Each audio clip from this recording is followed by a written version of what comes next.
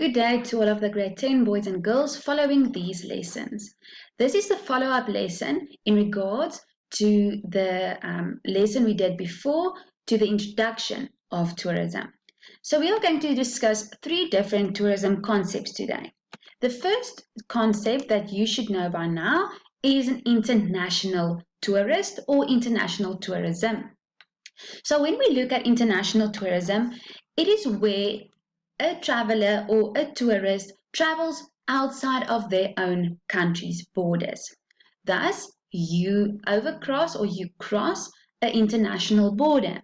When we have these type of travel, you need a passport to cross your international border. We usually speak of overseas trips as international tourism, but it's not only overseas trips.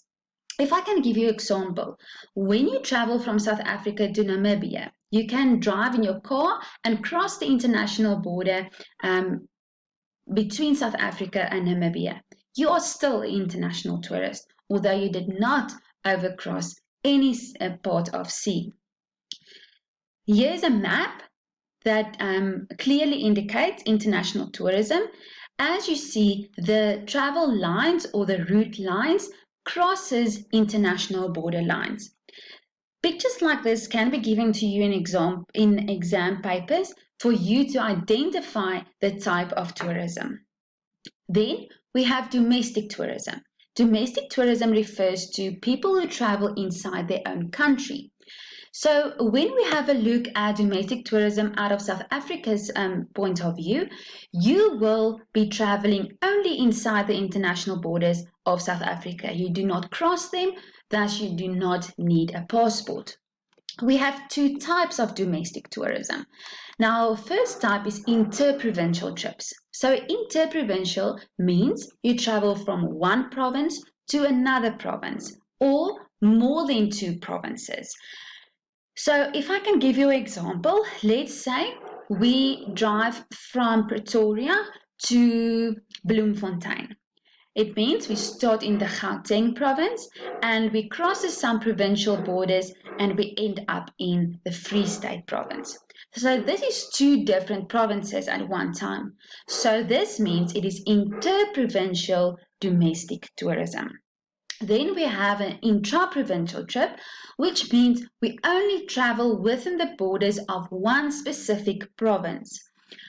An example would be, let's say, from Pretoria to Vereeniging. Both of these places is situated inside the provincial borders of the Gauteng province. So we still travel around, but we stay in one specific province. Here's an example of these type of tourism routes.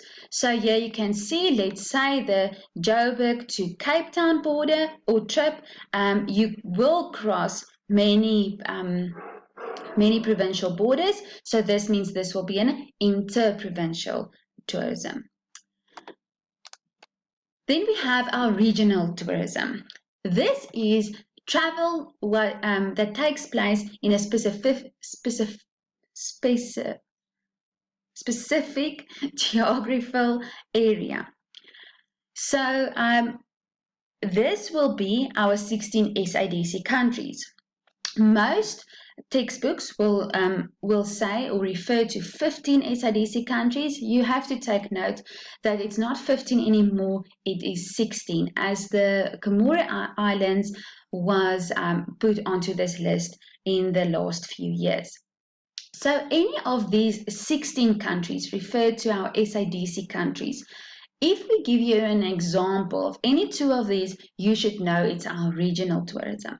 So examples you will see at the bottom of the slide where all these flags are indicated for you.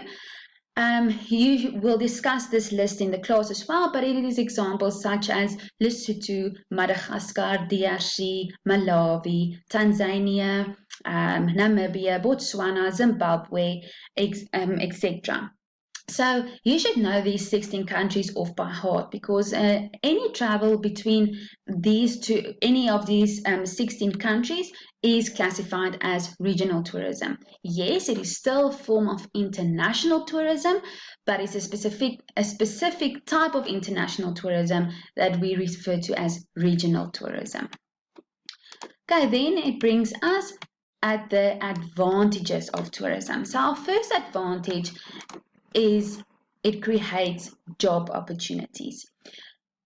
If you think of any example of places or people you get to do with along your route to your vacation area or back, that people that you get to do with is a job that is created because of tourism. So it also improves our economy because we pay for the services or the goods, and this will also improve our GDP. GDP stands for Gross Domestic Product. This will also increase the living standards of all, as the amount of money is spent by tourists all over South Africa. There's more money in circulation, which will improve the living standards of all people in that community. We already spoke about the national pride in our first lesson. So it creates national pride amongst all South Africans, and it creates entrepreneurial opportunities for anyone who would wish to start a business in the tourism sector. So that is the end of the introduction to tourism for grade 10. Please complete your worksheet as your teacher will be sending it out to you, and I hope that all of you have a blessed 2021.